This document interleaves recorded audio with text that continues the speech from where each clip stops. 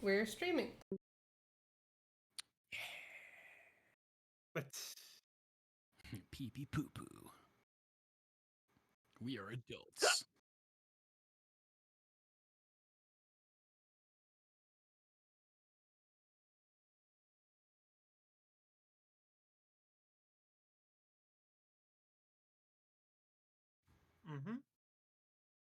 sounds good.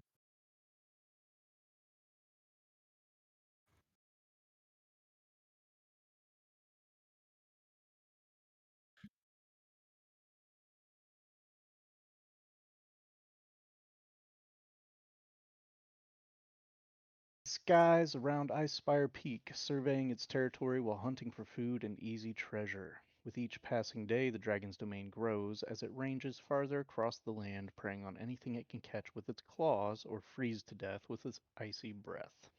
Sightings of the dragon are becoming more and more common, as are its attacks. This is your hook here. This is what called most of you here.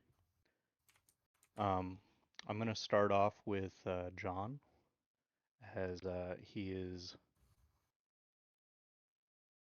the most flamboyant of the group. So, nestled in our tiny town of Fandalen is the Stone Hill Inn. And sitting at one of its rustic tables is a gentleman. John, would you please describe your character? So, Reginald Alexander Fortneau III is a high elf of a pale Caucasian complexion. He has a kind of like strawberry blondish kind of color hair and blue eyes. He's about, I think I made him like 68 years old in terms of age, so he's still fairly young in terms of elf lifespan.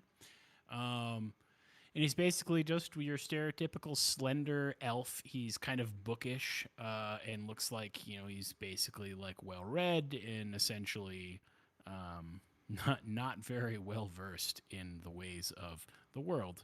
Um, but he does look kind of like he's got some money behind him, and the way that he dresses and carries himself. Well, John, inside of our Stonehill Inn, you already know the proprietor as you've been purchasing a few drinks from him as you wet your throat from the long ride down Tribord Trail. Uh, and in walks Colt. Would you please take a second to describe your character for us? Sure.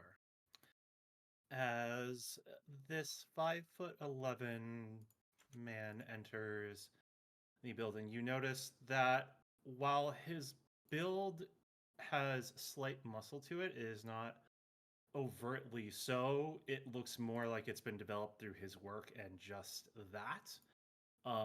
He has pieces of leather armor and some light green coloration and cloth to his clothing. And when you first see him, you think that he at least has some form of money, or at least he's well to do enough that he can afford a few drinks. But as he walks in and gets closer to the bar and the proprietor, you start to really notice that his clothing is really just a farce. There are scorch marks all over it. It is sewn up in places and patched in others. And you get the distinct smell of smoke from a forge that just permeates his clothing as he walks up. He has very dark brown hair. His skin is slightly tanned, but he is of what would be a Caucasian look overall, and his eyes are an emerald green.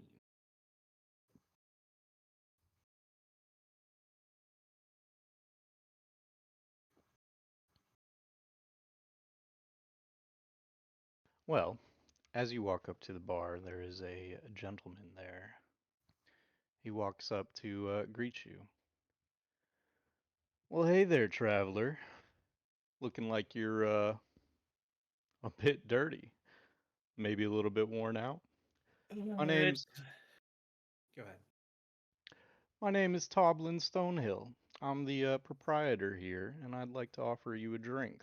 Tell me your story. I would love one. An ale. The cheapest you got, please. Oh, we don't do cheap here. The Shit. friendly man turns around and pours you a honey mead and a big old wooden tankard, and he puts it down on the bar in front of you. And he leans over the counter and he says, "This one's free. Go ahead. What brings you to Fandalen?" He picks up the mug and he raises it to the man to a free drink after a long road. Ugh. As he takes a swig, I'm here because there is work and something about needing to slay, I guess, a beast of some kind or figure out what it's doing here. And I am in need of money, so I go where work needs. Ah, so you would call yourself a bit of an adventurer then. By trade, not by choice. Isn't that the way it always goes? Well, my friend, that free drink just got its first price for you. I have Ah, a little bit of a predicament that I could use a strapping young adventurer like yourself. And maybe, and he leans past you and looks directly at Reginald, maybe somebody else who's a little bit better off at this kind of stuff. Well, really? I mean, you're just sitting there. Why don't you come help a man out? Well, do I have to lift things, or what exactly? Are you, what do you want me to do? Well, I got something of a little beastie in the basement, and I'd like y'all to help me out. Oh, well, I suppose I could oversee. I'm very well known on these types of matters, I suppose. Great! Let's go. And with that, he turns around, flicks open the bar, so that way you guys can walk around back and make your ways downstairs into the basement. always a price. And I slam the rest of my ale and I get up. Always a Yeah. price.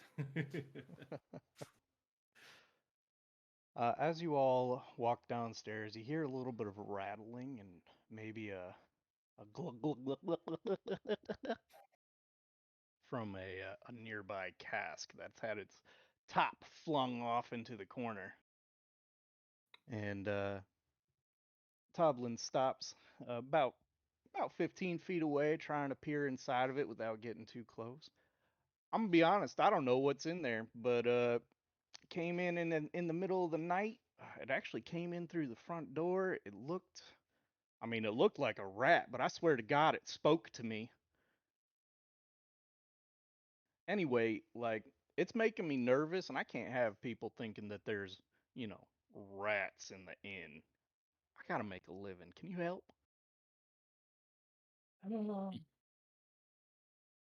Sure. A talking rat. Well, Very that's interesting. briefly, the cask seems to shift as its contents are sloshed around precariously, and out tumbles as the cask tips. Keto, would you please describe your character? Out of the cast, spills a small creature. She's probably 2 or 3 feet high. She has two very large, prominent ears that are on either side of a relatively short pair of horns. Um, she has she has leather armor on. Her scales are in the pattern of what we would know to be a blue tongue skink.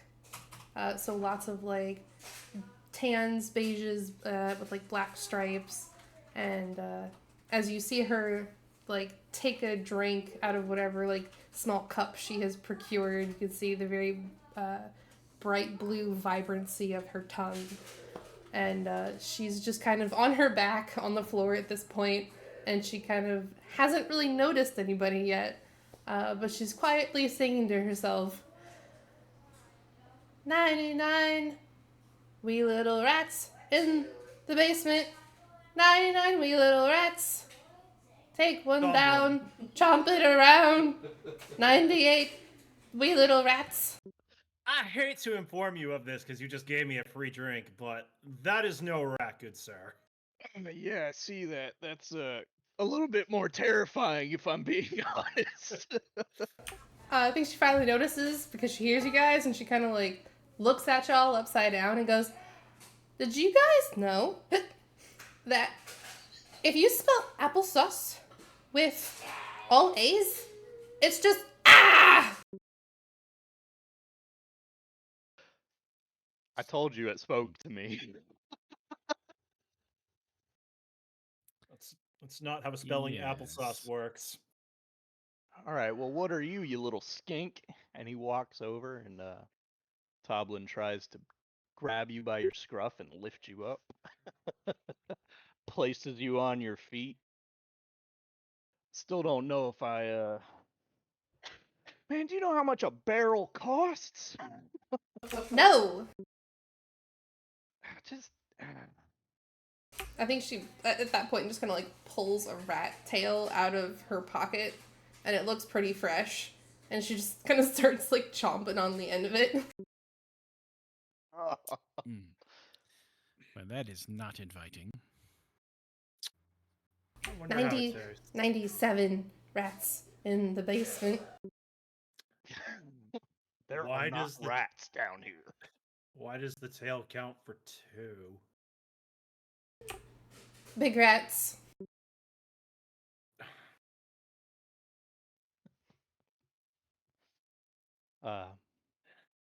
Toblin kind of puts his hands on his hips for a second and looks at the mess and is just like,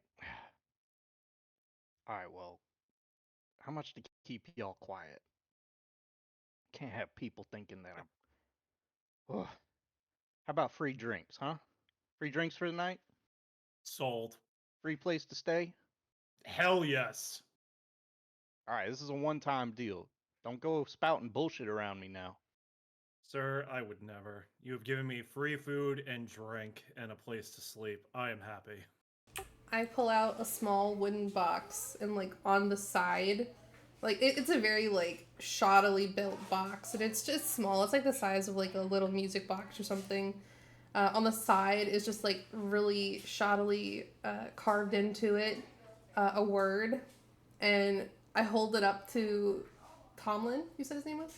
I hold it up to him and I shake it and you can hear a couple coins rattle around in there and I just go, alms! Alms for Samuanya. I don't know what that means. Pretty sure it's a religion. Yeah, well, I'm as much of a God-fearing man as the next, but I got a mess to clean up. Y'all get upstairs, and you... And he looks directly at Reginald, and he says, "You've been quiet throughout this whole thing, and you look like the most mature person here. How about you keep this thing, busy or out of my casks?" Keep it busy in doing what exactly? I shake the box at Clearly. Reginald. uh, Whatever that is, you know it best, man. I know where you're from. yes, well, normally we'd be removing things like this, and you Well, know, then do your job. well, but we'd have people for that kind of thing. You see, it's not exactly my place, but well, what can we call you, little one? Thorn is Thorn. Thorn is Thorn. Okay, well that's a bit complex of a name, I think, but well, we will No, we'll no, deal with no, that. no. Thorn's name is Thorn. Very simple. Oh. I see. See, I'm not very well known on these language and names of, you know, animal kinds and beast types, but I definitely know enough about them. But yes, Thorn. Well, my name is Reginald. Um, Here is a smear pittance for you. Hopefully, it does well for you. And he will place a little couple copper pieces in her box, in her little fakey box. She happily takes them and shakes them around in the box for him. Alms for Semuanya. Unfortunately, I have no alms. I am dead ass broke.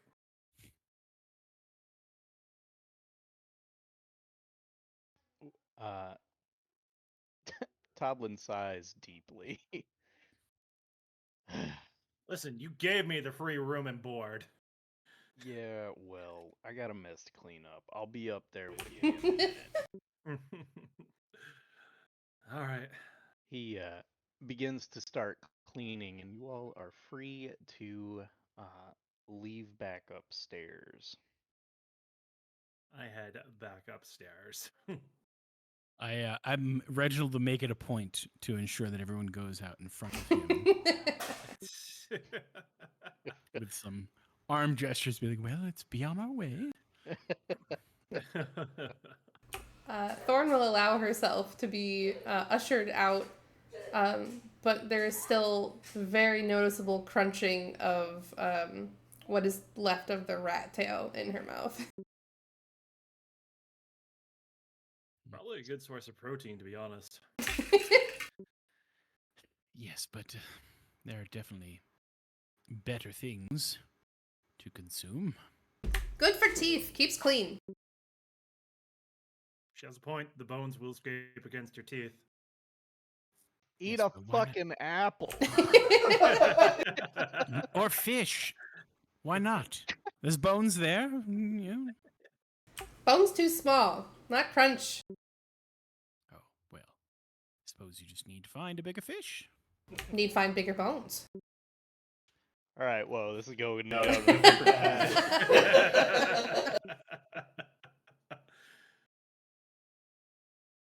So you all congregate back upstairs, and within 10-15 minutes, Toblin is back upstairs. He comes over to where you all are at this point, I'm sure, seated, exchanging tales, and serves you all some of the finer meads that he has and a very large portion of some kind of flesh. Well, I promised a meal and board, so for tonight, consider yourselves, housed. You have made me the happiest man today. Yeah, I get that a lot. Thorn is just happily shoving food into her mouth at this point. Would you please roll me a d20 and tell me the result? First roll of the campaign is mine. I feel so honored.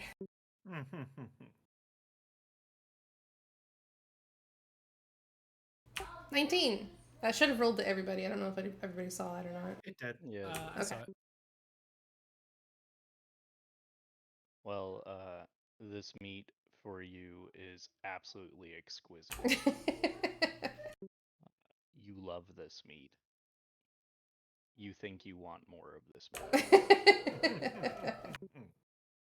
For the rest of you, it is just plain steak roast, and it's fairly well done for tiny little hobgob town of Fandalen. But as he's serving you, he's talking, and you all are about the only people in the inn at this point. Everybody else returning to their homes. Not too many travelers on the road. There's a bunch of work to be had, around here. If that's what you're actually here for, he says, looking at Lionel. Uh, if you get curious, I recommend heading over to the town center. There's a board there that usually gets pretty updated. I know I saw a few orders, quests, whatever you want to call them. Harbin is usually pretty good about putting up work for people like you. As for you, and he turns and looks at Reginald, I can't. I don't know why you're rightly here. Fort No Name's pretty known, but it's a small town. If you hear about that dragon that Lionel mentioned, I mean, well, more power to you. Just keep us common folk safe, huh? Well, that is the aim, yes. I believe we'll do what we can. Yeah, well, thanks for the assist on what what was its name? Thorn. Yeah, thanks for the assist on Thorn. And he like nods at the little lizard. He doesn't rightly know what you are. Um, am I aware of the Fort No Name by chance? Since you mentioned he was rather known in the area, it seems, or at least the family was. Roll a d20. Mm-hmm. You want me to add anything to it? Nope. Do it. Okie doke.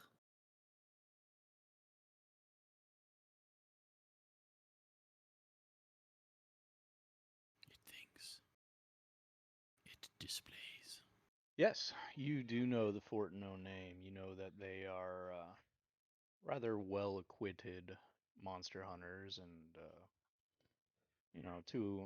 they're not exactly local, but you've heard of them for sure. They actually have a branch in Neverwinter.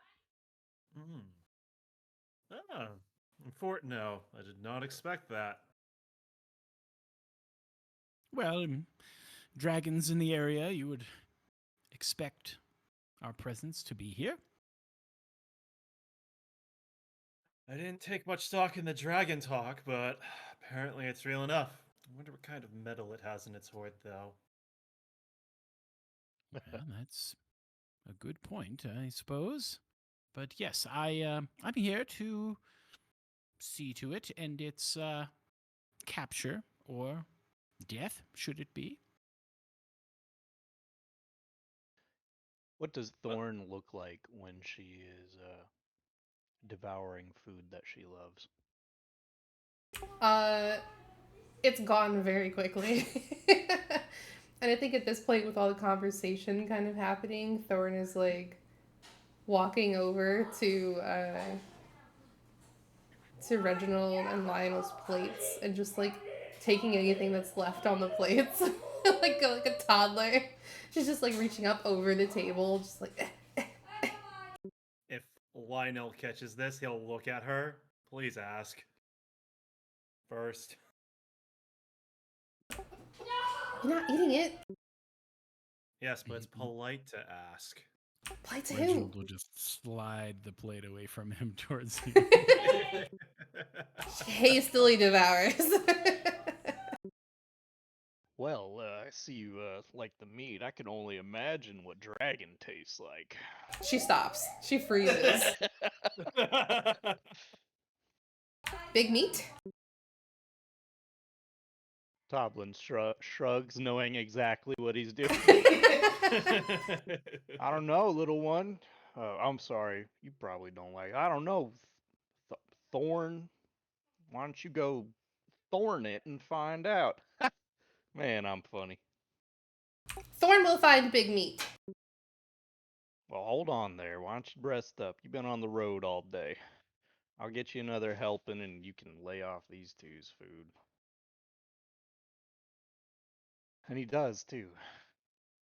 I'm still holding my plate above so her hands can't get it and still waiting to see if she asks. She is sitting at the opposite end of the table now with her like second and a half helping at this point, and she's just like hand shoving chunks of meat into her face and just watching Lionel and his plate. Like anytime he moves the plate, it's just like a dog with her eyes just following it. She is so much like my younger brother. That's terrifying. As you all are eating, more of the townsfolk seem to filter in, and the Toblins is less inclined to just stick with his free table.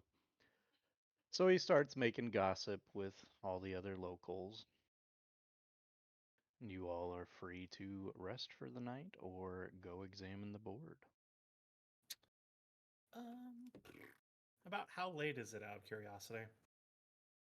We'll say that it is about 4 o'clock. Oh, okay. Yeah. I'll go take a look at the board personally. Reginald will probably not be checking the board. He will probably recess to a room that he would have there. Update his journal, so to speak, on the day happenings of the day. I wait for Lionel to leave, and then I destroy his plate, like whatever is on the plate. There was he probably ate a good portion of it, but he probably specifically left like a quarter left, considering he had been seeing Thorn eye it. Yeah, Thorn destroys it, and then she probably goes to try to sleep off this gigantic meal her tiny little body has consumed today.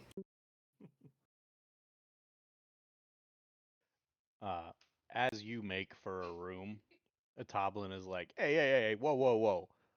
I did not agree to housing you, you little thief. But Big Meat, Thorn helped. Thorn took care of, and she like pulls out another rat tail. Oh, he like fucking grabs your hand, he keeps it in your pocket. He's like, fine, go, get. She scurries upstairs like it's just like little claws on hardwood. As you're scurrying away, Toblin, who the fuck was that? Don't worry about it. Go back to your fucking drink.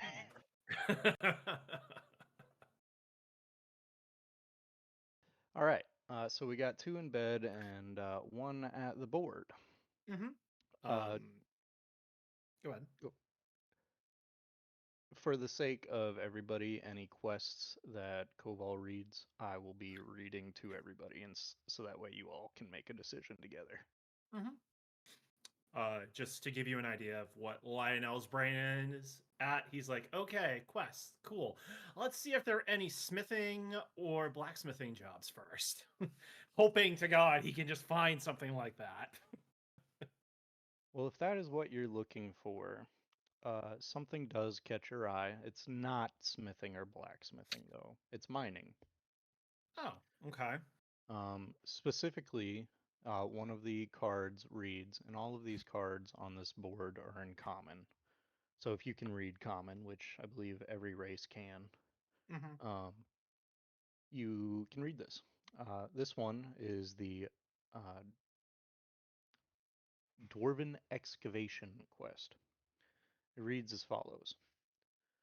Dwarf prospectors found an ancient dwarven ruins in the mountains southwest of here and have been working an archaeological dig seeking treasure and relics.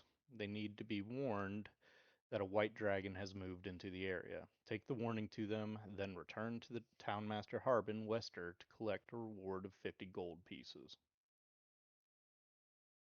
Lionel looks at this and just kind of thinks for a minute.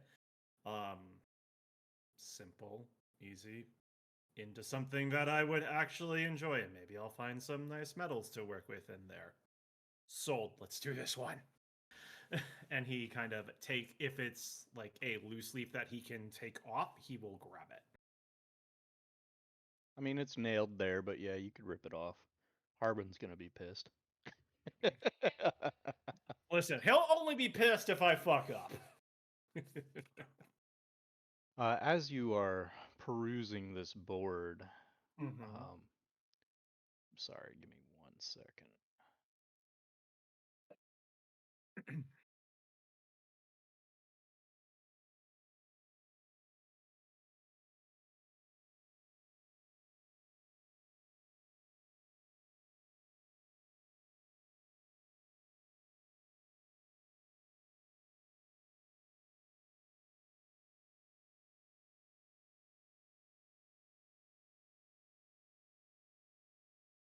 As you peruse this, you witness not really an altercation, but Mhm.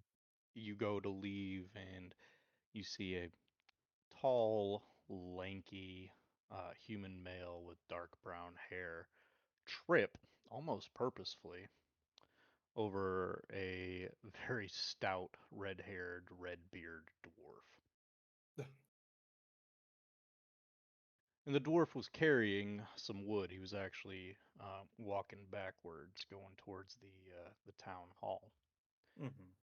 So there's a bit of an altercation where the dwarf, angry as he is, swings into this man and knocks his thigh out from underneath of him.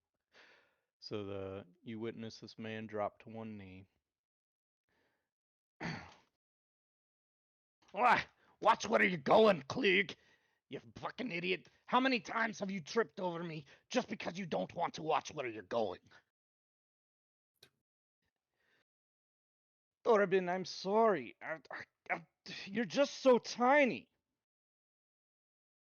And he barely gets those words out before Torben, the red-haired dwarf, knocks him unconscious. Straight right hook across his lower jaw. Oof. So Klug is now left in the dirt, Not Klug.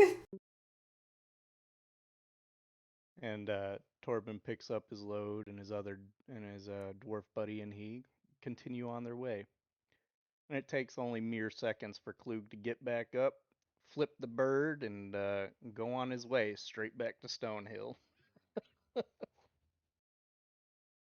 Damn.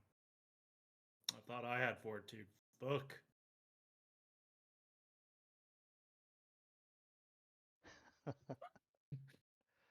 Don't fuck with that guy. Can I ask you to roll me a perception check? Sure.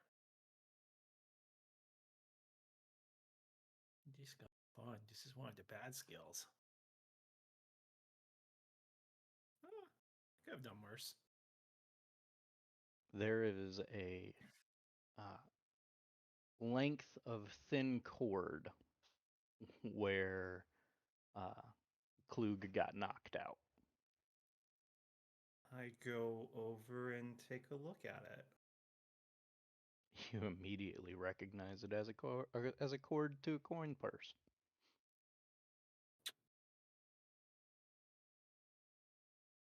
Familiar with those with money like yours. Huh. It doesn't have any markings or initials on it, I take it? It's just the cord, not the sack. Okay. I will take a look around the area and see if the sack is actually there. I will, because is Klug still within earshot of me? Yes, although a crowd has obscured him. I did hear his name. I will yell, Klug, check your pockets!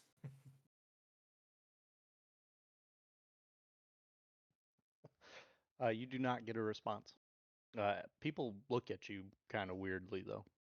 Mm-hmm. I'll look down and it's just the string, and do I see any signs that the coin purse actually landed on the ground at all, or no? It's a mud thoroughfare, dude. Like, there's Okay. shit all over the place. You wouldn't be able to tell. Mm-hmm. did I see what direction the dwarf went off in, Torben? He went down. He's actually in the yard, I'll say, in front of you. That is the town hall, where they are seemingly stockpiling wood for later chopping and otherwise cutting for building houses. Okay. I will go down there.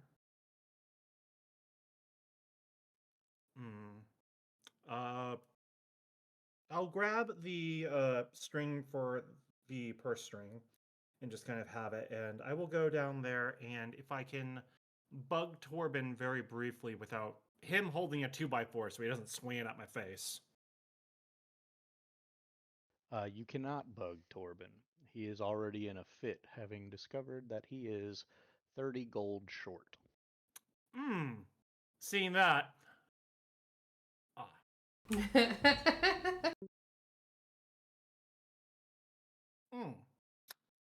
I know it was him. I know it was him. He did this to me last week. You can't convince me it wasn't him. I'm gonna murder him.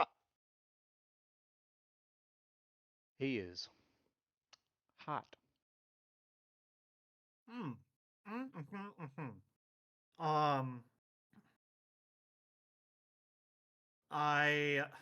God.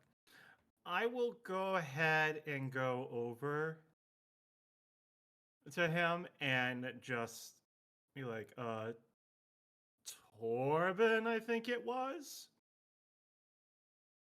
What do you want, Outlander? Well, to be perfectly honest, I think you might be right, because this is what I found, and I think this is at least part of what you're looking for. And I will just slowly give him the purse string and back away a good 10 feet. Because I don't know if he's within reach of a 2x4. He doesn't take it. He actually spits at your feet and says, Don't tell me what I know, boy. Okay. I was just trying to be helpful, but good day, bye! Enjoy the yelling! Ugh. And he does too. He proceeds to cuss up a storm until other people are like trying to like get him to shut up. You hear him all the way to Stonehill. Try and do a good thing. Try and do the right thing. Get fucking yelled at again. When is my luck gonna turn the fuck around? At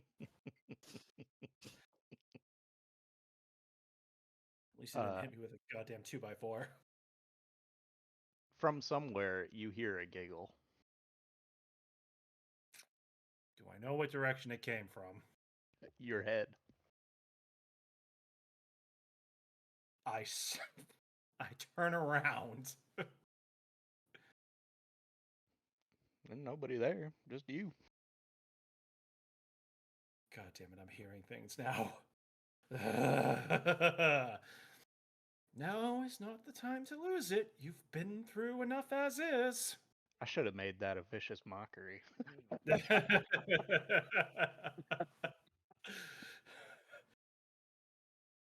So, you make your way back to Stonehill?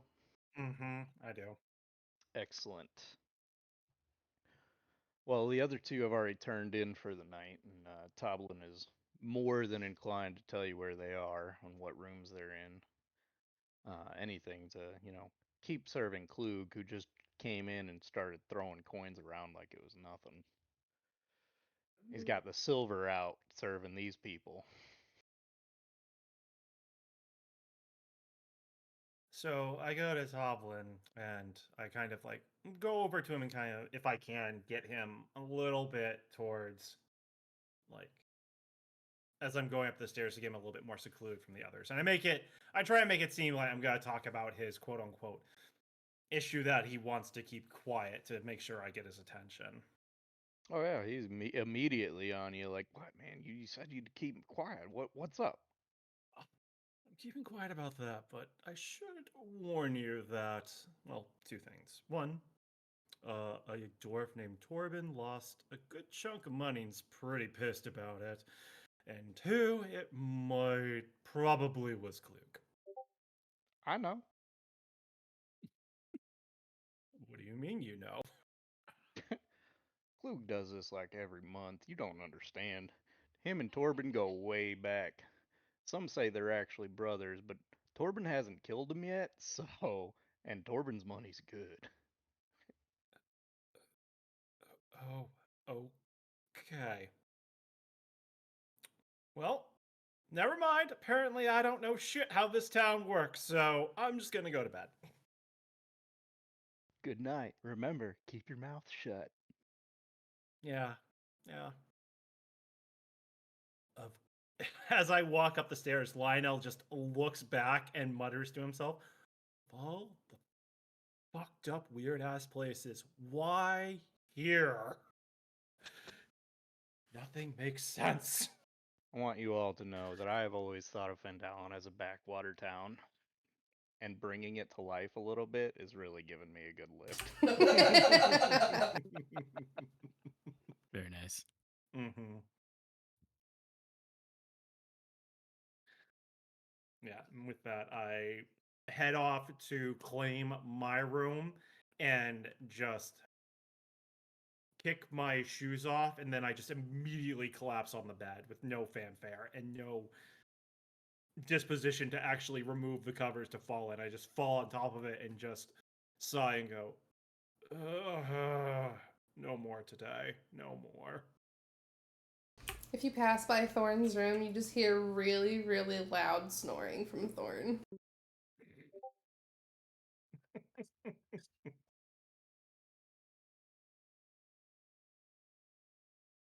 All right, well, unless there are any extracurriculars, we will fast forward to the next day. Enough for me. I've had enough extracurricular activity fun tonight. Yeah, you have. All right. So the next morning comes. We'll say 6 a.m. hits, the sun's shining through the glass, everybody's kind of angry about it. Are we congregating downstairs? Are we filtering out solo? What are we doing here? Thorn is awake very, very early. I think she's probably one of the earliest risers in the inn or tavern. And I think that like she just like skitters across the hardwood and like thumps down the stairs and like sits herself at the bar and just like waits there for yes. She's just like up on it, like she manages to scramble up on like a really high stool, and she's just sitting there like swinging her feet and her tail. Klug is passed out at the bar, so. And Torben is sitting next to him with his hand over his back. Do either of them have any food or drink in front of them? Oh, Torben has an unfinished half roast in front of him and a Not anymore. half a pitcher of beer. And Klug did have food in front of him, but when he passed out, he knocked it all to the floor. I take the roast. I need you to go into your character's weight and add like 4 pounds.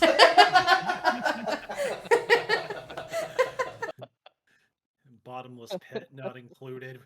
Oh, I don't just take it. Like I'm not putting it in my bag. Like I'm sitting there chewing on it. Torben and Klug are in a drunk stupor. So, for anybody who was a light sleeper, y'all heard them dancing together last night.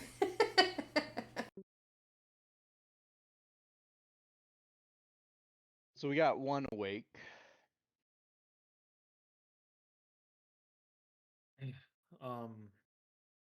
Does Reginald wake up early, or is he very much the person I think he is? So he does, but he doesn't leave his room when he's awake initially. He kind of lounges about, kind of gets ready for the day, thinks about everything, goes over his notes from the day prior, maybe reads a couple of items, and then once he's well enough and ready and dressed, then he will make his way down. If that case, then Lionel will probably be the second one up, probably about, I would say, an hour or so after Thorn. He kind of sits up in his bed, looks out the window, and is just like, There is a single gold piece on your windowsill, and the window is cracked. that is suspicious. My luck is not that good. I know my luck. I will open the window if I can and poke my head out and look to the left and to the right and straight ahead. There's no way my luck is this good. There's a crow. That's about it.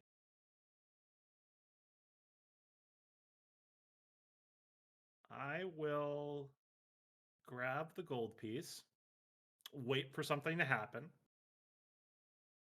As soon It's as just- nothing, huh? It's just a gold piece. As soon as nothing happens, I will put it in my pocket. I will sigh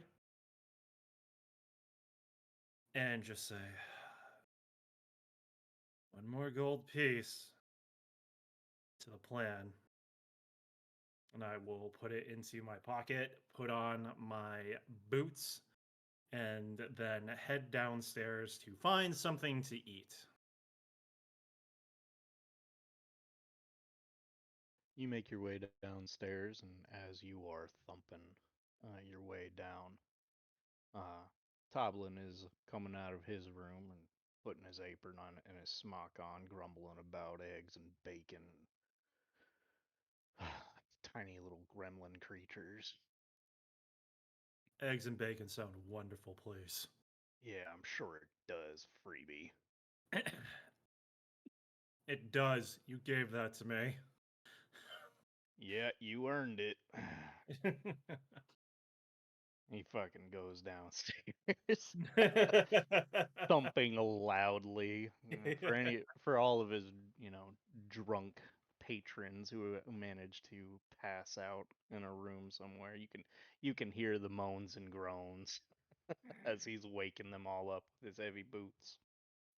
As I get downstairs, do I see Klug and Torben passed out? I take it. You do. They are still heavily in a stupor. However, they are no longer on the bar.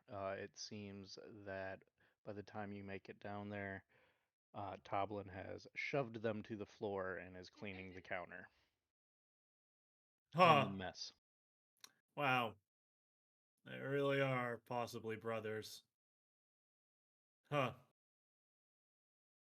Oh well. At least no one's gonna get hit right now, at least. And I go to sit down and wait for food. And hopefully coffee. Please, coffee. Not unless you ask for it, you're getting beer. Beer's good too. And when does Reginald decide to grace us with his presence? Probably a little ways after Lionel went down. He'll basically just tidy his place in his room up a little bit, kind of put a couple things away, and then kind of exit his room. Give a kind of little like efficiently nimble sidestep away from the door and close it neatly behind him, and then proceed down the stairs. And upon coming down and seeing the scene laid out from the night prior, he will kind of make a wide arc to some of the tables and try to sit down at one of them that he deems to hopefully be the cleanest of them all. Surprisingly, even after a night such as last night, where there was a relative party going on, the aside from the bodies and the slight mess from Klug and Torben, this place is extremely well kept. Owner really cares about it, you can tell. But You manage to find a spot, I assume, either with or without Lionel and our gremlin. Yes, likely without at this point. I don't believe that he's ready for immediate friendships just quite yet. Lionel takes no notice of this, too busy in his own notes reading them, waiting for food to just be placed in front of him. And placed it is, and it smells something wonderful. Unfortunately, because you were reading a book and not paying attention to the plate in front of you as it's Yep. placed, Thorn has managed to acquire your bacon. Lionel does not even notice. He doesn't miss a beat. He just continues going over his notes, and all he does is he automatically he reaches around a little bit for a fork, grabs it, just takes it and approximates where the food is, and whatever he stabs in his food, he just takes it and puts it in his mouth and continues to read and go over it and mumble to himself and eat. There's just the tiniest little munch. She just like passes under the table. He never notices the bacon was even there or was taken. For Reginald, however, you get a very high class breakfast. I mean, it comes with the browns, the bacon, we got ham and sausage. I mean, you got the works, even bits of cut up steak, and this man ain't about cutting up other people's steak. But with your plate comes a note, and I will DM you the details. Sounds good. He's also, while he's witnessing the room too, when it's being served, he's going to pull out his notebook and jot down. I said, "Good reflexes, fast hands." Close the book and put it back in his pocket.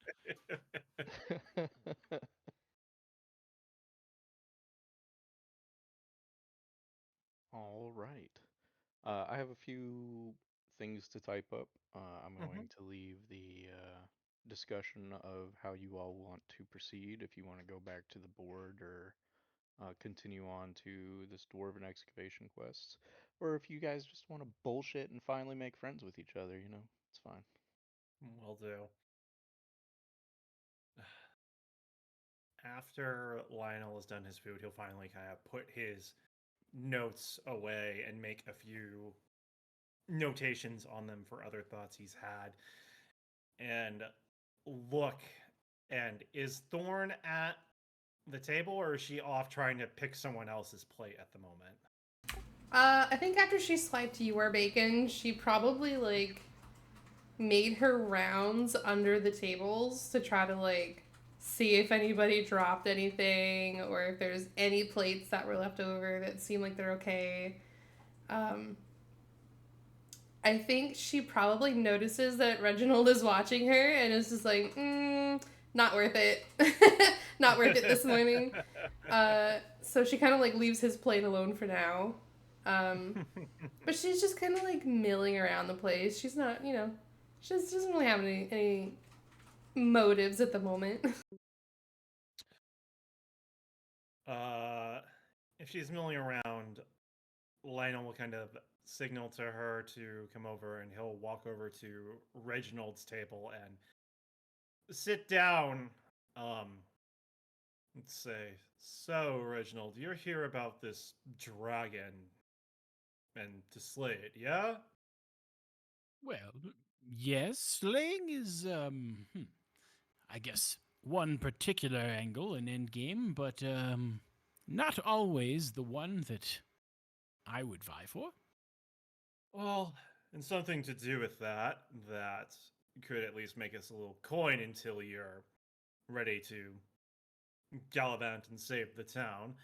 There is a request to go help some miners and warn them of this dragon and to get them back to town, at least with the warning, up in the mines. And there were a couple of other things on the notice board, but this just interested me, and I figured, since you seem to know an awful lot about this dragon, and I have the notice for the job, and we do have someone that you need to keep an eye on as I look at Thorn and make sure she hasn't scurried off somewhere else that we can't find her at. Well, to We could that do point, this. to that point, two items come to mind immediately. One, I do not necessarily know of this particular dragon itself. I know of many different dragons. However, I don't know of this particular one. It may be of a type I am less familiar. I'm not certain. But that being known, I've never encountered it before, so I can't say that I know its particular mannerisms directly. However, if it follows suit with similar dragons, I can surmise how it would react to many things. Second point, I am not Thorn's keeper.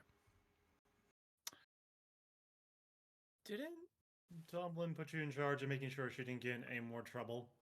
Oh, yes, but as you can see, she has not got into any trouble, and I believe that our point of service is potentially contended now if the day is concluded to the morning, as we will likely go about our ways, and we will not need any further stay here or accommodation. Thorn is going to go get big meat. I believe she is going to go get the big meat, which is the dragon, which is what you were after, and what I need to warn about these miners about. Sounds like we all align. In some way. Thorn wonders if shiny white dragon meat tastes different than red dragon meat. Well, that is potentially a good question. I don't believe anything I've ever read really denotes the texture or flavorings associated with different meat of dragon, so perhaps that could be something to learn, as odd as it may be. It would honestly depend upon the meat that the dragon is feasting on, and more than likely the scale density, and also if their color happens to play a portion in it, which would be weird, but interesting. Well, but I would argue more that it's a direct representation of their age, because as you would think, the age in the meat would kind of maybe season or alter over time and become different textured, potentially less sinewy, maybe more defined. That is true, but that might only be for certain parts of it. The legs and the wings themselves would just get more sinewy as more muscle is built up, and they become tougher to support more and more weight. Thorn thinks red dragon meat is spicy. Yes, I Mmm. Well, we will certainly learn, won't we? I suppose someday. Guess so. Corbin's walking up with seconds at this point. I'm sorry, Toblin is walking up with seconds at this point, and he's overheard this, and he says, "Yeah, get too close to a red, and you'll be the only thing that's spicy." Anyway, here's your second helpings. Help yourselves. That's all I can really afford to keep y'all going. Y'all need anything else? I don't believe so. I think I have everything I need currently. Yes. So I will likely be kind of glances quickly at the note again that he had received. I will probably be departing, undoubtedly, with this company I'm sitting with, because I guess I need to see to a few things. Well, we would hope so. So, know that your presence here is appreciated. Not often that we get the esteem of a Fortino around here, especially in this little shithole. But if y'all do have questions, or need to hit up any of the stores, just let me know. I'll put you on the right path. Appreciate it. Thorn waves a fistful of meat at him and just goes, "Barman makes good meat." Toblin. Barman. All right, Gremlin. Maybe I should call you Rat Tail. Thorn is not Gremlin. Barman is not barman. Barman is barman. You're gonna have more luck just ignoring for the moment. It's like arguing with my daughter. God damn. Well, y'all enjoy it. I've got some cleaning to do and some degenerates to put back outside, so. Thank you. What other matters do you have to attend to, Reginald? As you Well, alluded I to. I can say that it is a matter of family business. Hmm.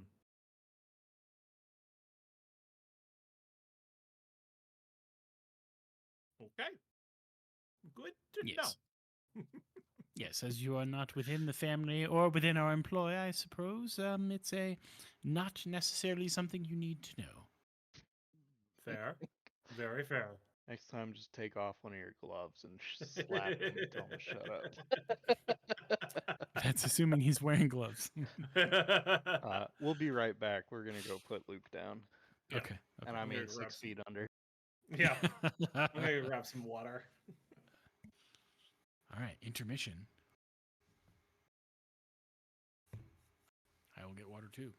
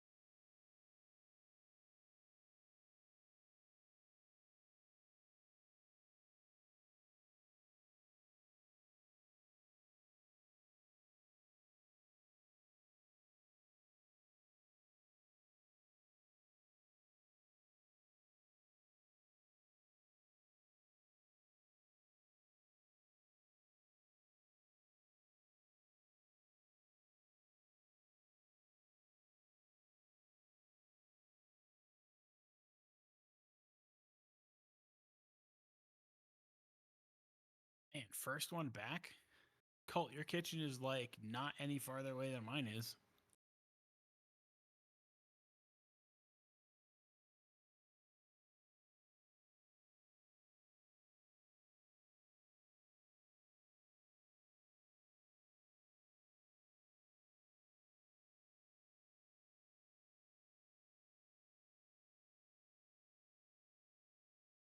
We're back. Yep. Kowal is not yet. He's still pooping.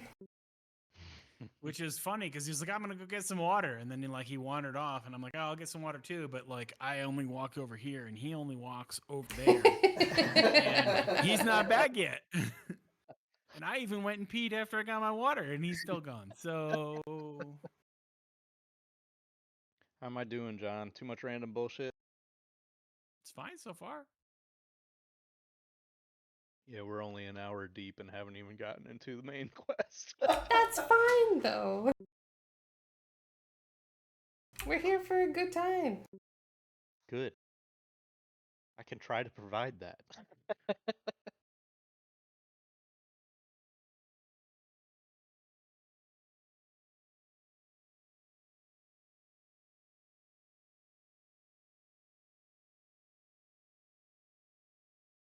Done pooping. Done getting water. How thick do you let your beard grow out? Depends. Sometimes I'll go like pretty long with it, and then it gets just like a little overbearing, and every so often I'll just kind of cull it back down again. It just gets to a length where it's like I'm happy with it, but then it gets to a length where I'm like, and I kind of like I don't want to have to manage it, so I kind of rein it in a little bit. So Yeah. just kind of like that personal level of where I've gotten accustomed to it being. If it's any longer than that, like it starts to like look weird where I sleep on it wrong, and then like one side will be all like poofed out, and one side will be like flat as f. So Yeah, I yeah. get that. All right, we're all back. So what's the word? What are we doing? I guess we've talked about the note and going to the dwarves. We have talked about going to the dwarves. Reginald specifically said he has a matter to attend to that involves the family, and that is that. And that I said I would be traveling with these companions that I'm sitting with. Correct. So we Uh, are going to be heading out. I'm just not sure what thing we're doing first. I think Thorn's ears kind of perk up when the dwarves are mentioned, like specifically going to warn the dwarves at the mine. And she agrees to tag along because dwarves make excellent drink. Very well.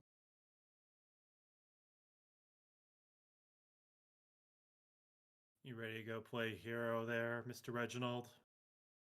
Play at being hero. That is not exactly my modus operandi, but I would say that I'm more akin to being the hero, among others. Not necessarily playing at, but yes. Fair enough.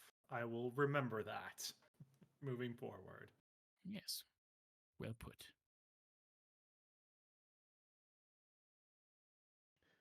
So it sounds like you are headed towards the dwarven excavation.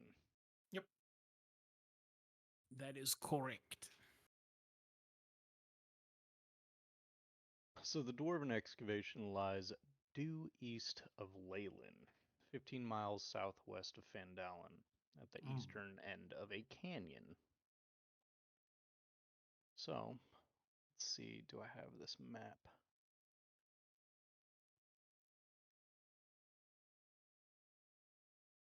All right. Give me uno momento. I'm sorry I'm so bad at this. Oh, you fine. Ah, you're fine.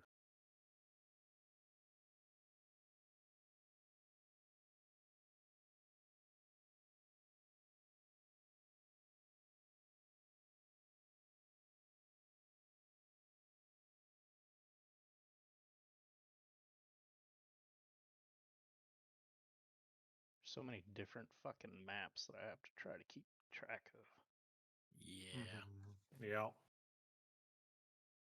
All right, can you all see the map on roll On 20? Beyond.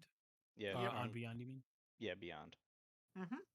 I can see the what I'll call the world map or the Sword Coast map. Yep. Okay. Where do I go for that? Click You the should. play button. There's a play button in your character sheet in the top right. Oh, okay, I got it. So, this is the map of the Sword Coast, which most of us here are familiar with, I believe, since we've all been in a campaign in this exact same scenario together. So, your party token is currently on Fandalen. You have a couple of options to get to the Dwarven excavation, which is, God, I wish I could. Is there a point? There we go. Is right here. Can you all see that? Yep. So you could go straight there, or you could follow the trail up and hit Leyland and come back this way. Leyland is right here. And I'm sorry that I don't have a map that has just these locations or something that I could reveal to you, but I will work on Roll20 updating. So, No worries. Do either of you know the area well at all? neither of you know the area well at all. Thorn, No, not exactly. Thorn has no idea where she is, but Thorn knows her way around outside. Thorn actually No. has a very good replica of a local map given to Oh. her by her parents. Hmm. Well, since we're all not familiar with the area, we could at least mostly follow the road unless we just take the straight way across, but not knowing what the fuck is there. I don't want to test my luck, personally speaking. Well, most of this is just plains. So, the hills behind Fandalen uh, are to the southeast, and Mm-hmm. it is almost just straight plain up until you get to the canyon where the dwarven excavation is this way. If you were to Mm-hmm. go the long way, you would follow the trail up to the Tribor Trail, west, and then south to Leyland, and then make your way east. So Mm. you're quintupling your travel time at that point. Yeah. I will leave it up to you two. My vote is just the long and safe way, but that's me. Um, yes, that is my vote as well. Mostly because while I enjoy nature and its offerings, I'm not akin to roaming through the wilderness for long periods of time. Granted, I believe I'll need to with this particular endeavor, but yes, as much as I don't need to, I would prefer. Thorn shrugs. We can take road. Road is good. Road is boring. But we Boring can is take good. road. God damn. Boring is good.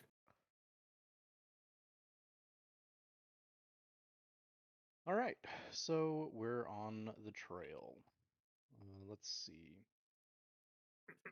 I guess I'm gonna zoom us through travel portions, Mhm. as most of it's road, and unless a specific encounter comes up, um, we're gonna say that it's just a few days travel on easy trail to Leyland.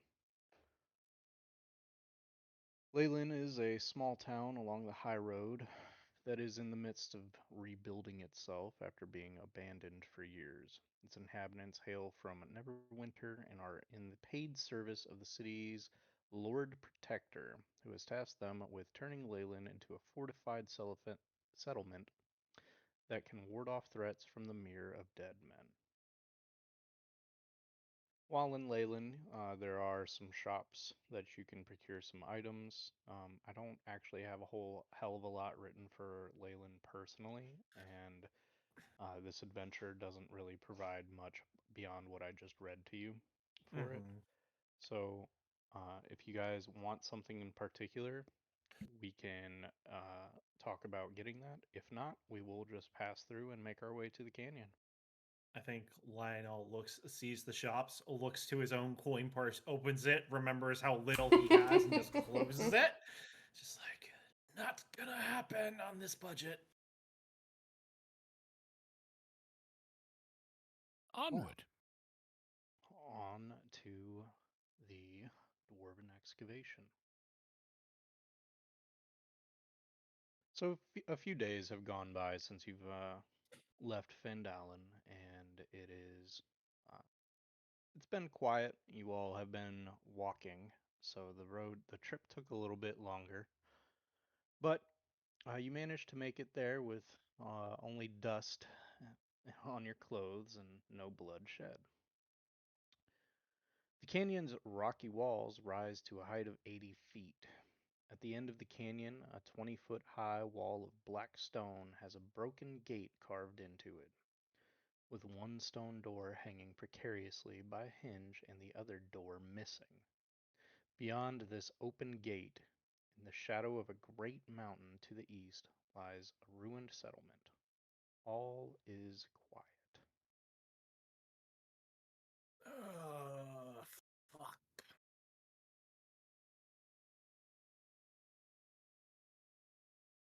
Well, I would have thought the dwarves would be here, but I don't appear to see anyone. I suppose they're inside, perhaps? I can only hope that appearances are deceiving. Can I like glance around and like perk my ears up and like try to get any indication of like if there's anybody here at all? So I take it you all are speaking to yourselves when you are talking that way, right? You can peek your ears up. Go ahead, roll me a perception check.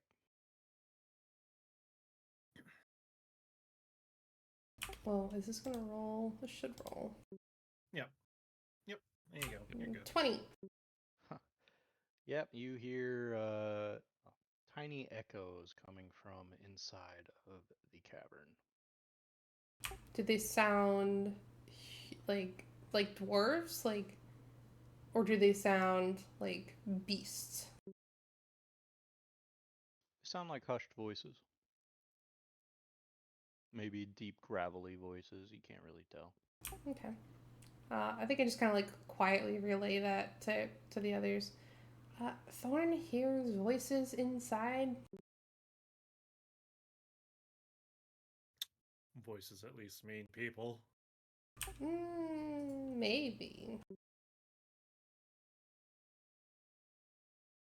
Yes, well, I believe it warrants some investigation.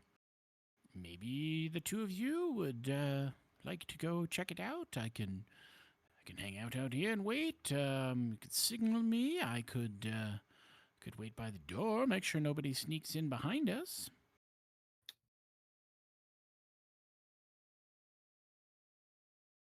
I think Thorn kind of looks at him, and she kind of like squints her eyes a little bit, and she just goes, "Oh, you're a scaredy man."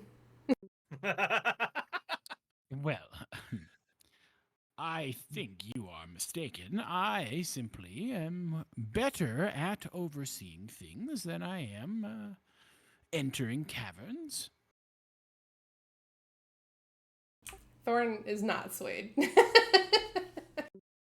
She's not convinced. Lionel looks at him and wants to say something, but then looks back and the hushed voices, and there's a mine in there. It's a mine, and mines contain rare metals. He's like, "Oh, what the fuck? Let's go in." And he starts to walk towards it. As myself and Lionel are walking towards the mine entrance, Thorn will say in Dwarvish, because Thorn knows Dwarvish, she'll say, like, is anyone there? We're looking for the dwarves of this mine. I just updated the map. Please tell me if it went through. Yeah, I see. Yeah. I see the map with gray Your squiggles. Great. painting. You know what? If it works, it works. I'm trying real hard. It's fine. It's It okay. didn't. It's fine. It didn't save from before, so I like had to like go into it real Yeah, quick that's with fine. fog and Yeah. war and be like. Yeah, That's all good. It's fine. So this is the canyon. Um, you all are. Let's get your character tokens on here. Wow, that's tiny. Wee. Oh yeah, because the grid squares. Yeah. I tried to keep it to size for the grid squares, but you know, I'm really bad at this, so. Anyway, It's fine. you announce your all presence basically, right? I say you and point at my wife. So, as Thorn is speaking, there's a very noticeable grunt from inside of the cavern, and some heavy foot thuds as a few people emerge from the cavern. I apologize. So, let's see here.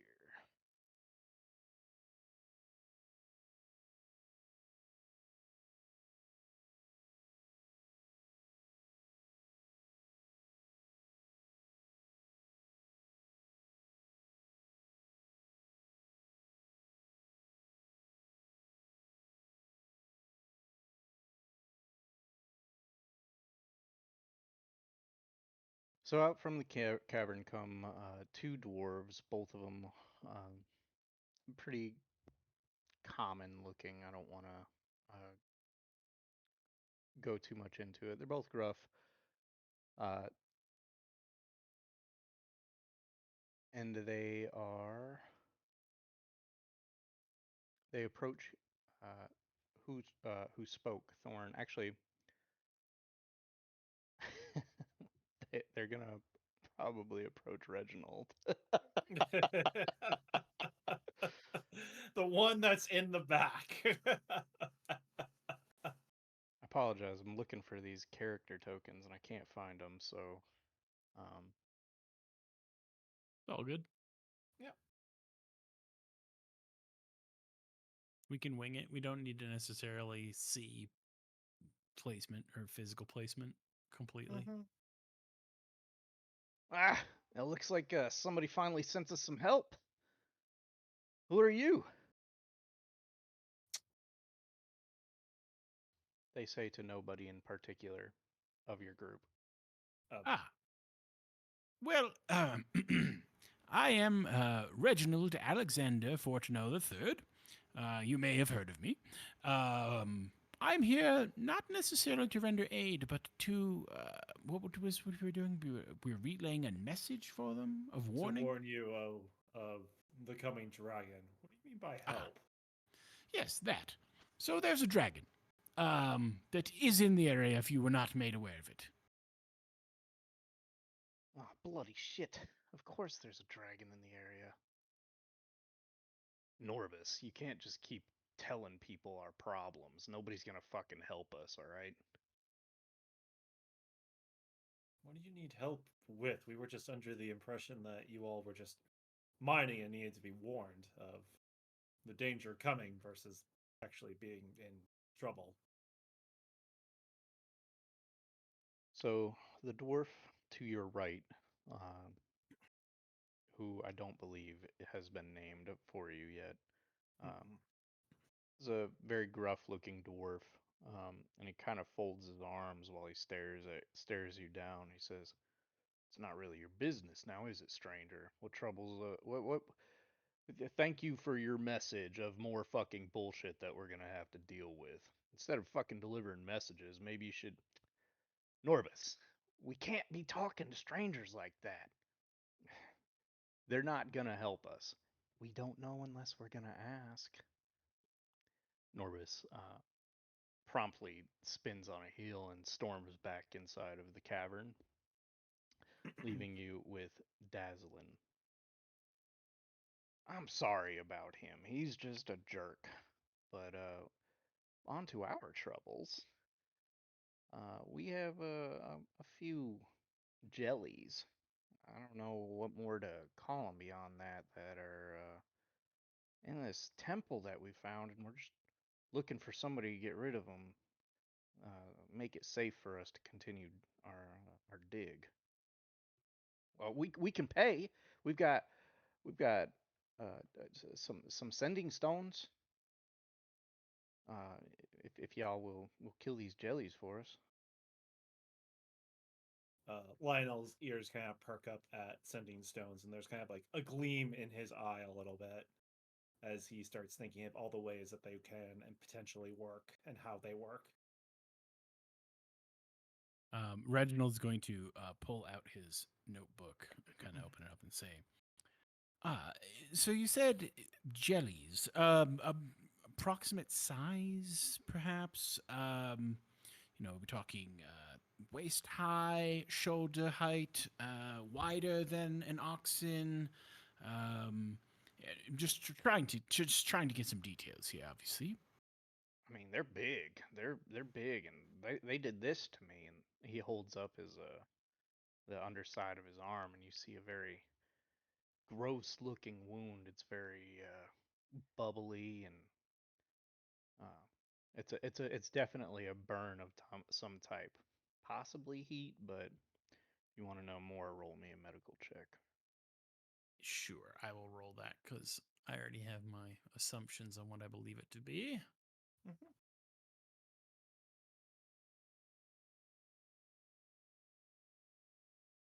It says virtual tabletop not found. Okay.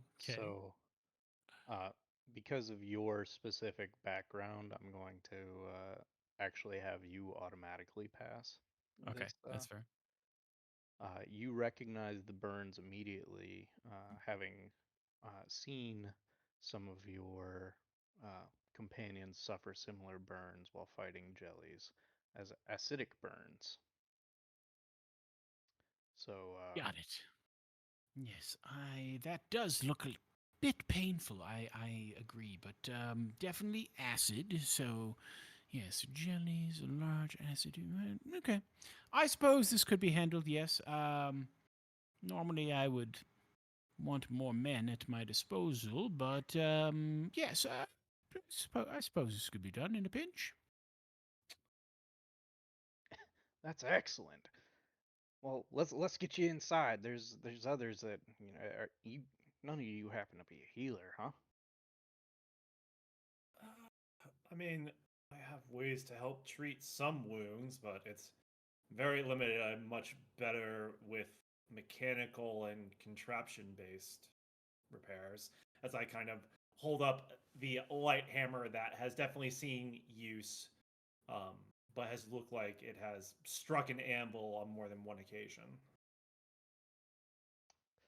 Thorn can help a hurt. What? Is that a fucking kobold? Well, where? Yes. And she starts looking around. You, you all keep strange company. Come on. Let's get Where? you kobold. Thorn immediately looks super indignant. She just like puts a hand on her chest. Thorn is not kobold. Well, what do you think you are? Thorn thinks it's obvious. And she kind of like puffs her chest out a little bit, and she takes her rapier out and she stabs it into the ground and puts her hand on it and like strikes a very heroic looking pose. Thorn is lizard folk.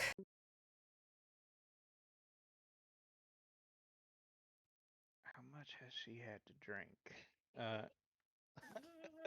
Well, quite a bit yesterday, yes. But on travels today, not as much, I would say. No, not that I've seen. Thorn is immediately annoyed. Thorn not drunk. Thorn mom, lizard folk. Thorn dad, lizard folk. Thorn, lizard folk. Yes. Well, I suppose that would. Is she actually Makes a lizard sense. folk? To my knowledge.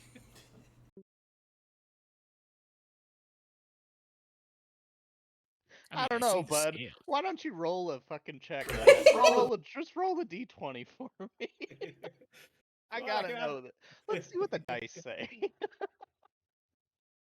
Nope. Not a chance in hell. Oh, yeah. You Yeah, that's pretty low. 100% believe Thorn. You I mean- 100% believe that Thorn is Listen, a listen, lizard I'll- folk. His name is Dazzle, right? Dazzlin, yes. Dazzlin. Well, Dazzlin, it's not uncommon for some lizard folk to be a little bit on the shorter side and be more akin to kobolds than you would think. Honestly, it wouldn't surprise me. She does have the tantamount teeth and ability to hold her breath for quite a long time, as I'm remembering how she just kept inhaling food without breathing. Hey, you know what? I don't think we need y'all Hell's Help after all. I think for your own safety, y'all should probably. No, I'm kidding. I'm kidding. Whatever. Lizard folk or not, let's get in there. We got some stuff to look at. As we're walking in, tell me, Dazzlin, what are you mining for in here for metals? This was an archaeological dig. We're digging up some kind wow. of temple of some sort. Although there's plenty of metal to be found in these hills, most of it's iron and not even very pure at that. But if you go deep enough, you'll find plenty of coal, though. And you know what you could do with that? Make some good steel. That you can. So, as you all are walking through the canyon floor is strewn with rubble and bereft of vegetation, except for a few tough, scraggly weeds. But as you pass through the giant doors, the broken doors, you come across a ruined settlement. All knowledge of the settlement, including its name, vanished along with its original inhabitants, who were probably killed by an avalanche, judging by the debris strewn about. The rubble that once buried the settlement has been hauled away, leaving the outlines of stone buildings visible as collapsed walls. A stone well on the far side of the ruins is filled with rubble. The settlement has been thoroughly ransacked.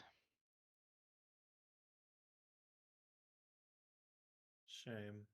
Could have learned a lot from this. But as you all pass through this ruined settlement, oh yeah, I guess I should reveal the map.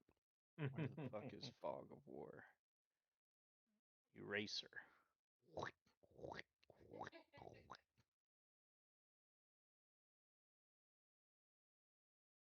So, you all eventually make your way. Oh, god damn it, the eraser. To another set of walls that lead into what looks like a temple. A partially collapsed 10-foot high wall separates this courtyard from the settlement west of it. 3 heaps of rubble are piled high in this area.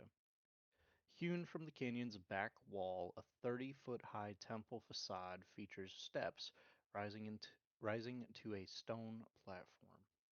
Cut into this facade is a 10-foot high open doorway, flanked by crumbling, life-sized granite statues of cloaked dwarves. Evil grins can be seen on their weather-worn faces.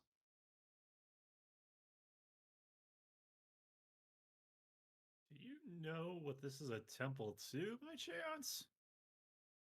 As I look to the statues as we get closer.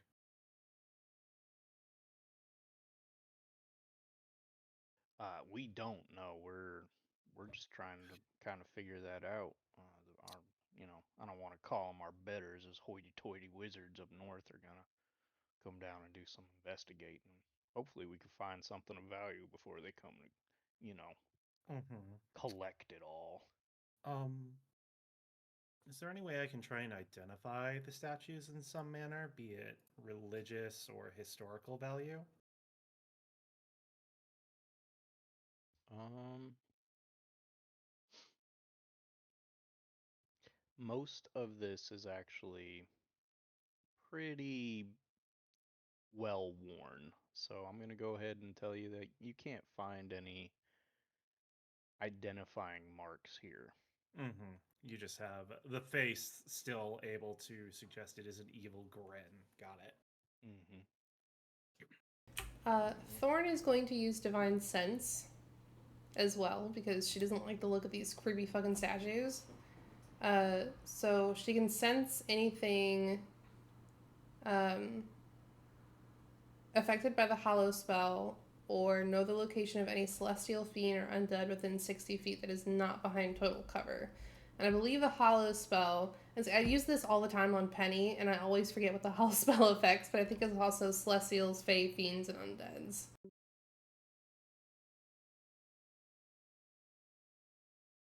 Sounds accurate to me, I'd say. What the hell is that little gremlin doing? Don't know exactly, but looks like she's praying. Mm. Pointedly taking in the sights is what I guess I would say is my best assessment.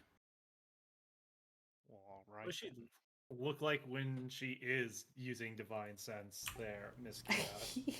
I think when anytime Thorn uses a spell or something like that is like of her paladin nature, um, she pulls out a little hand drum, and it's almost like a little kid toy. You know, it's like one of those drums that has like the two strings and balls on it, so that when you just kind of like rotate it back and forth, it just kind of like goes do do do do do do do. I think it's like one of those, but it's like really crudely made. You can tell it's definitely homemade by Thorn herself, and I think she just kind of like uses the little drum and does almost like a weird little dance to like channel her magic. Definitely think it's a prayer or ceremony of some type. Maybe. I'm not very familiar with lizard folk customs. Yes, I can pointedly say that I'm not very well versed either, but it does seem to be some sort of ritualistic something.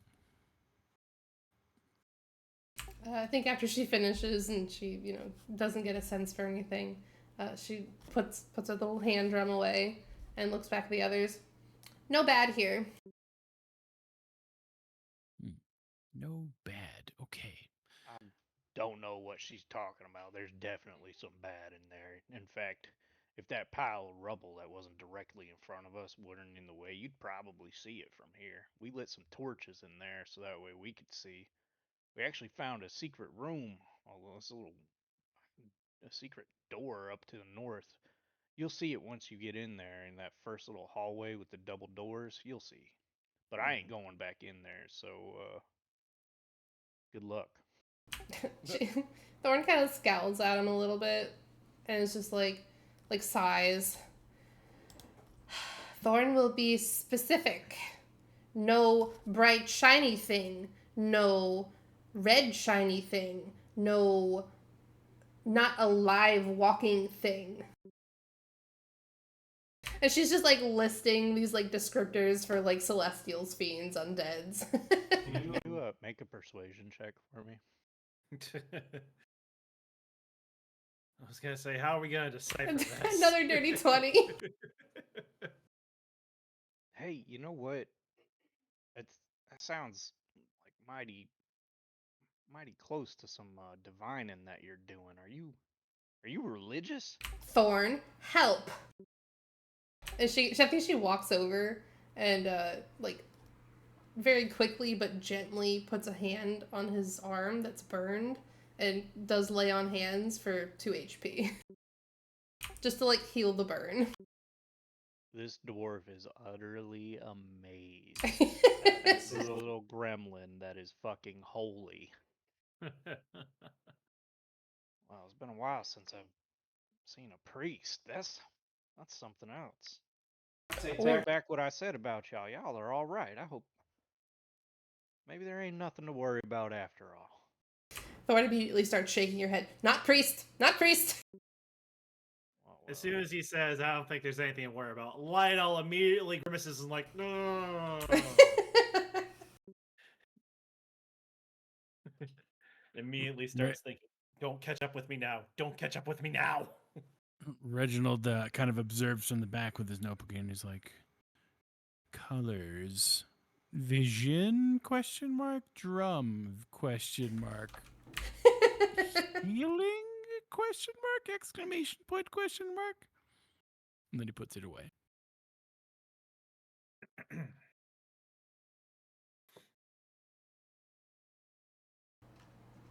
Anyway, we go.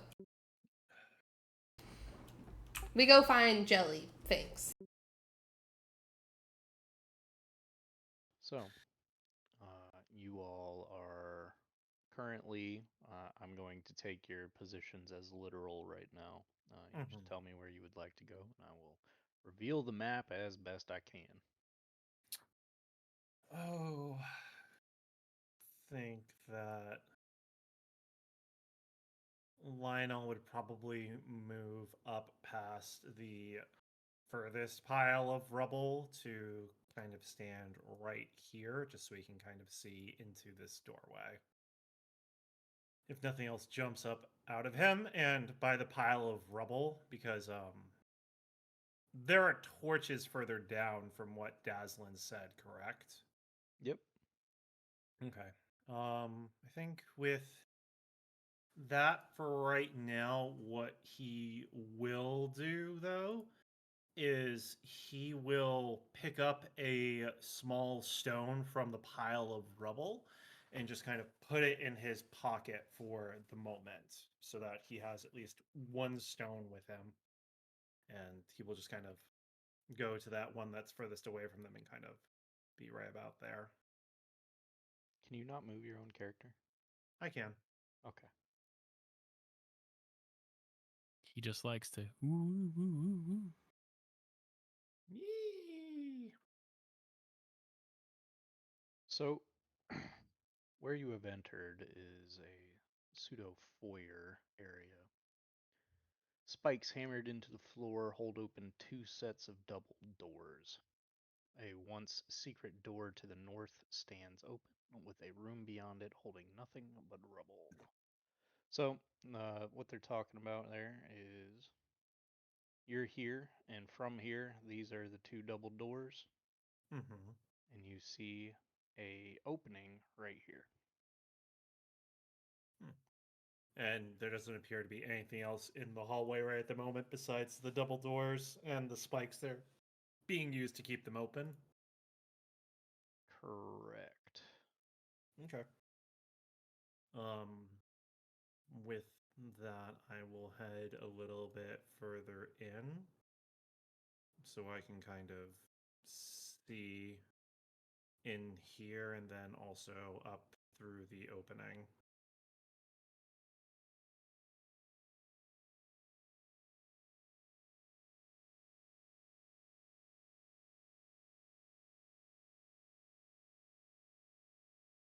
So you have this room in front of you. Mm-hmm. This is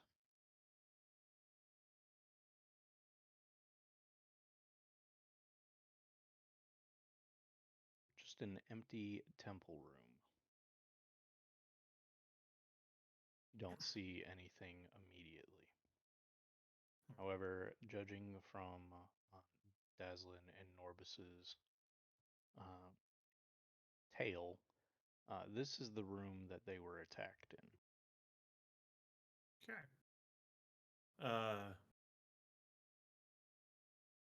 With that, I'll turn back. Reginald, you seem to be familiar with all manner of monsters and beasts. What are these jellies kind of drawn to? Well, I suppose anything really. They kind of just consume things. Um, Oh, like Thorn. Yes.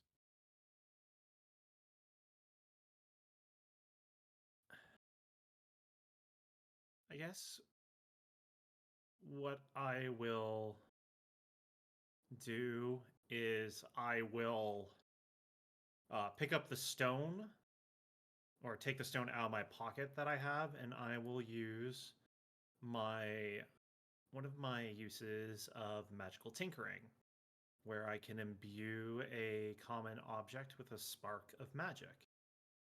And I will take out my thieves' tools and do that. And when I do this, I'm going to choose to have the object continuously emit a non-verbal sound of someone kind of just like humming along to work.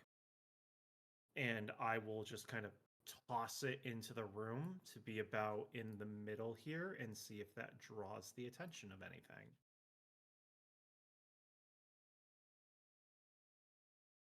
And the way it looks when Lionel is doing this is he pulls the stone out of his pocket and he pulls the thieves' tools out of one of the other ones that he has, and he kind of takes it, looks at the stone, puts the thieves' tools on certain spots, and etches small things onto it, and then puts them back in, and kind of slowly breathes onto the stone, and then tosses it in. Your stone clatters, we'll say about 20 feet away in the center of that room. Mm-hmm. Uh, there's a brief pause before a what looks like a drop of yellow water drops from the ceiling on top of it. It's very tiny, just a drip, Mm-hmm. but you definitely notice it because it almost has a golden hue.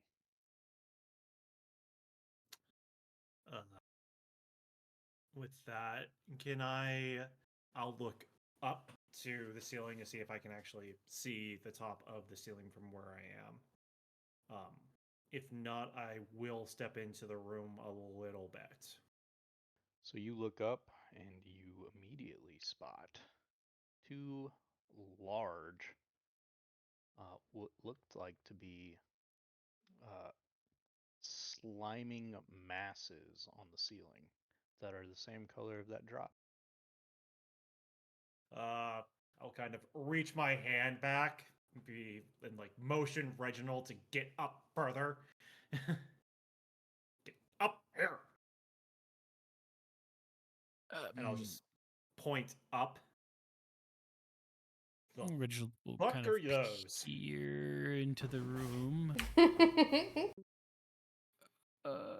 Yes, those are the Jerrys. Yes. Yep. Sensing that way. that they have been found, both of them simultaneously drop from the ceiling. Oh, that's a unique sound. Yes. Hmm. Please roll initiative. Woo!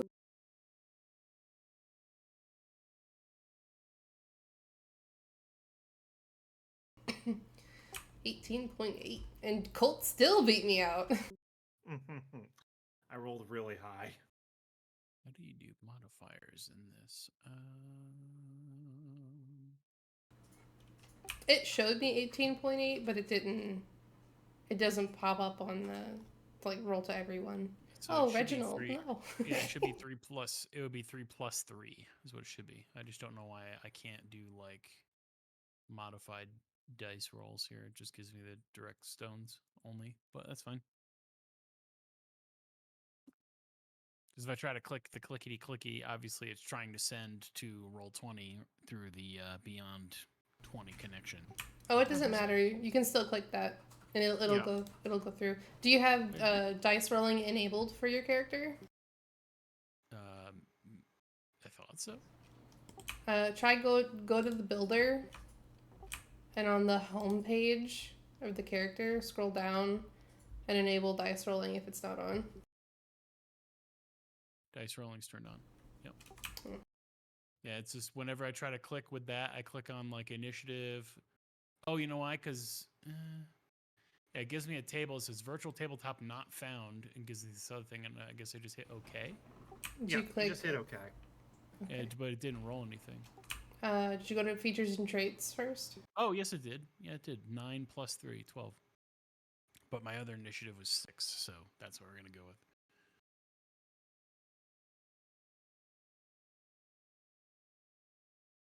So, these two jellies simultaneously drop down, but you all technically have the drop on them. So, every one of you will take a turn, and I'm going to go in order of initiative here. So, Lionel, you are up. Okay. Seeing them drop down.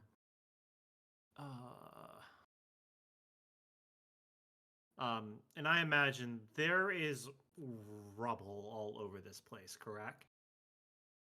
Yes.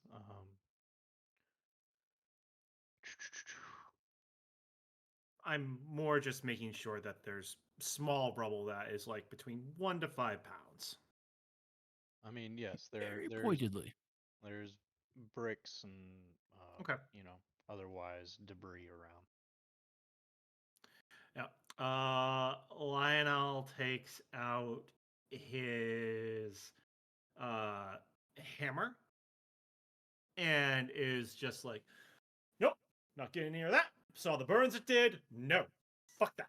And he is going to cast Catapult. He picks up a rock that is near him, um, and kind of throws it up and slams it with his hammer to cast the spell. And vapor kind of comes off of his arms as he casts the catapult spell. And let me see. Basically, I need a dexterity. I need you to roll a dexterity saving throw for this okra jelly, please. The southernmost. Mm-hmm. Yep. That is correct.